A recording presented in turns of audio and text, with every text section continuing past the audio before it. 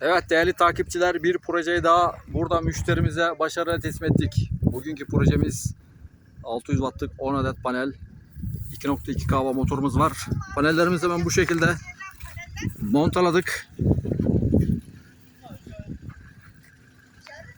İşte görüldüğü gibi. Recep Bey, sistemin hayırlı olsun satıcım. Sağ ol. Nasıl su atışını gördün? İyi, çok güzel. Çok güzel attı değil mi? Evet. Güle güle kullan. Sağ ol. Hadi güle güle kullan. Buradan panellerle motorumuzun arası bir 10-12 metre arkadaşlar. Buradan getirdik kabloyu. Buradan bağladık.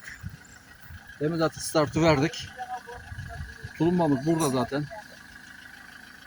Bu şekilde müşterimiz güle güle kullansın.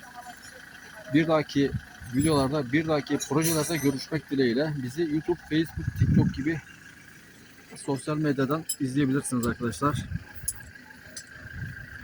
Balkaya Enerji olarak ben Niyazi Balkaya. Yerimiz Balıkesir Sındırgı.